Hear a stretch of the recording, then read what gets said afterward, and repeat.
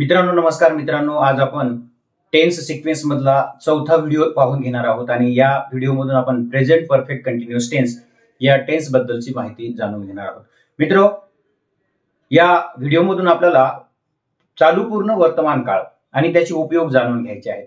Before we proceed, let's know the structure of the tense. या काळाचा आपण अगोदर स्ट्रक्चर पाहूया।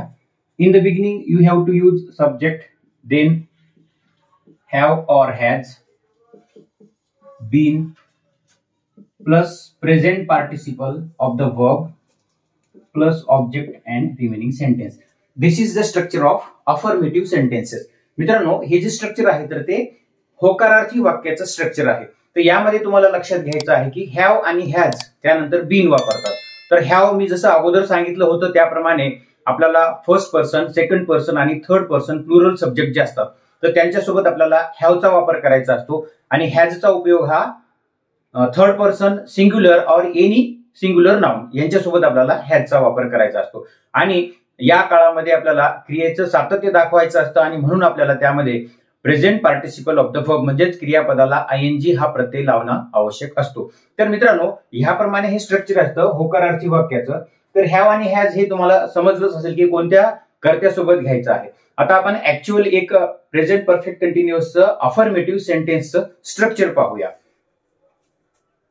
They have been learning English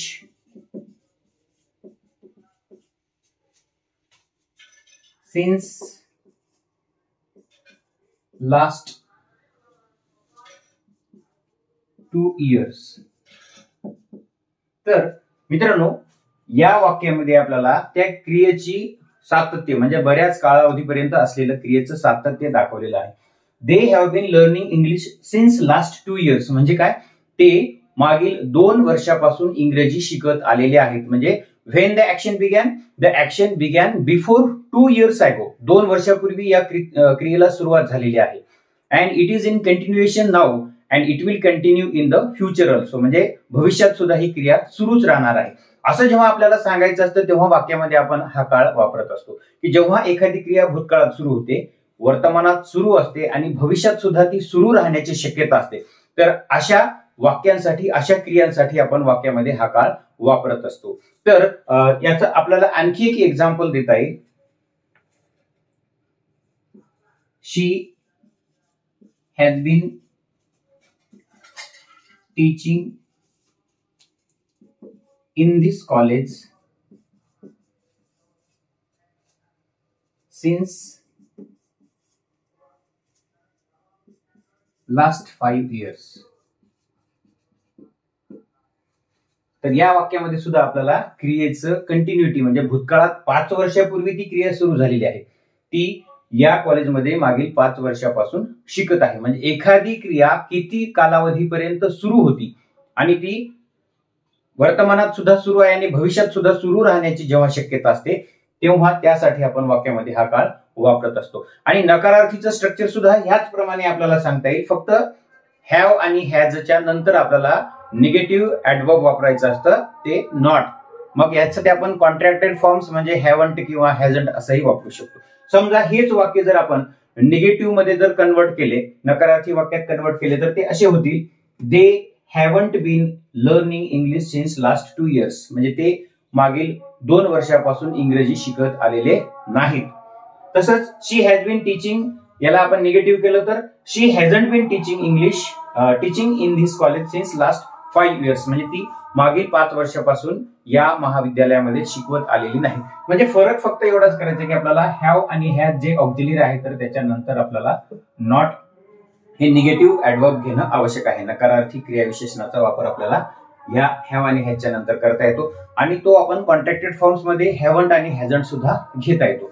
तर मित्रांनो, या टेन्स मध्ये जे स्ट्रक्चर आहे तर ते तुम्हाला कळालं असेल की the focus is on the प्रोलॉंग्ड continuity of the action म्हणजे या काळामध्ये क्रियेचं जे सातत्य आहे, विशिष्ट काळापर्यंत जे सातत्य आहे तर त्या सातत्यावर फोकस केलं जातं। तर हे आपल्याला या उदाहरणावरून लक्षात आलेलं असेल।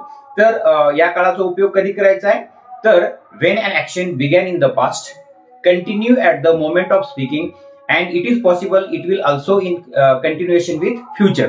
तर ही क्रिया भविष्यात सुद्धा सुरू राहणार आहे असं जेव्हा आपल्याला सांगायचं असतं तेव्हा आपण हा काळ वाक्यामध्ये वापरत असतो. आता मित्रांनो, हे झालं होकारार्थी आणि नकारार्थीचं स्ट्रक्चर.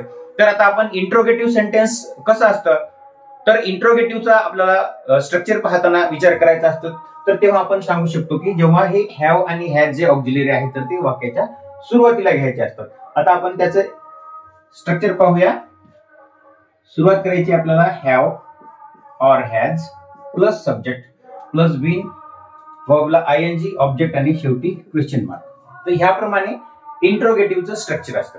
तर हेच जे वाक्य आहे तर दिलेले वाक्य जर आपण इंट्रोगेटिव्ह मध्ये कन्वर्ट केले तर त्यामध्ये काय फरक होईल, फक्त फरक एवढाच होईल की हॅव आणि हॅज जे आहे तर ते वाक्याच्या सुरुवातीला येतील आणि म्हणून मग ह्याच्यामध्ये झालेला बदल असा होईल.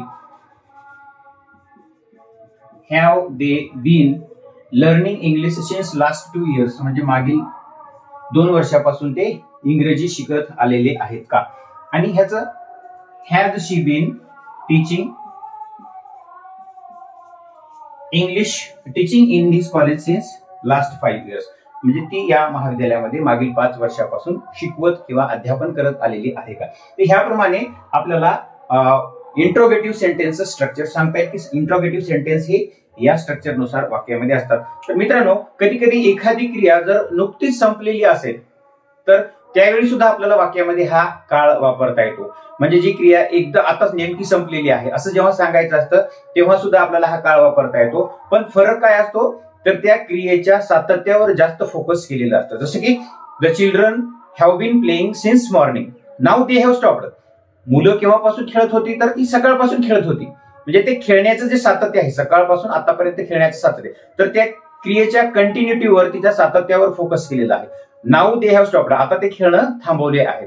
तर मित्रांनो, याप्रमाणे हा काळ असतो. आणि कधी कधी तुम्हाला हेही कन्फ्युजन निर्माण होऊ शकतं की आपण प्रेझेंट कंटिन्युअस वापरावा की प्रेझेंट परफेक्ट कंटिन्युअस वापरावा, दोन्हीमध्ये कन्फ्युजन असतं. तर अशा वेळी काय करायचे, जेव्हा एखाद्या क्रियेच्या कालावधीवर फोकस करायचा असेल, ती किती वेळेपर्यंत सुरू होती किंवा सुरू आहे, तर तेव्हा आपण प्रेझेंट परफेक्ट कंटिन्युअस टेन्स वापरायचा आहे. आणि जेव्हा एखादी क्रिया सध्या स्थितीला सुरू आहे, या वेळेला सुरू आहे हे जेव्हा सांगायचं असतं तेव्हा आपण प्रेझेंट कंटिन्युअस टेन्स वापरायचा. म्हणजे ह्याचं एक आपण छोटंसं उदाहरण जर सांगितलं तर ते ह्याप्रमाणे आपल्याला त्याचं क्लॅरिफिकेशन देता येईल, एक्सप्लेनेशन देता येईल की शी इज वॉचिंग टेलिव्हिजन, ती टीव्ही पाहत आहे. म्हणजे the action is in progress at the time of speaking, आता या वेळेपर्यंत ती क्रिया सुरू आहे. त्या क्रियेच्या सुरू असण्यावर आपल्याला सांगायचं आहे. परंतु ती क्रिया केव्हापासून सुरू आहे, त्या क्रियेच्या वेळेवर जर आपल्याला फोकस करायचा असेल तर अशा वेळी आपण काय करायचंय, प्रेझेंट परफेक्ट कंटिन्युअस टेन्स वापरायचं. आता समजा हेच एक्झाम्पल आपण प्रेझेंट परफेक्ट कंटिन्युअस मध्ये घेतलं, she has been watching television since morning. आता आपण यावेळी कशावर फोकस केलेला आहे, तर त्या क्रियेच्या सातत्यावर, म्हणजे ती सकाळपासून टीव्ही पाहत आहे आणि आताही पाहते आणि कदाचित पुढच्या काही वेळेपर्यंत सुद्धा पाहण्याची शक्यता आहे. तर जेव्हा असं तुम्हाला कन्फ्युजन असेल की प्रेझेंट कंटिन्युअस किंवा प्रेझेंट परफेक्ट कंटिन्युअस कधी वापरायचा, तर त्या दोन्ही मधला हा फरक आहे की क्रियेची जर बोलण्याच्या वेळी जर सुरू असेल तर त्यासाठी आपण प्रेझेंट कंटिन्युअस वापरायचा आहे. आणि क्रियेच्या सातत्यावर आपल्याला जेव्हा फोकस करायचं असतं, त्याच्या कंटिन्युटीवर फोकस करायचं असतं, तर अशा वेळी आपण वाक्यामध्ये प्रेझेंट परफेक्ट कंटिन्युअस टेन्स हा काळ वापरायचा असतो. तर मित्रांनो, ह्याप्रमाणे प्रेझेंट परफेक्ट कंटिन्युअस टेन्स त्याचे युजेस आपल्याला समजले असतील निश्चितच, अशी अपेक्षा करायला हरकत नाही. Then we will meet in the next video with another topic.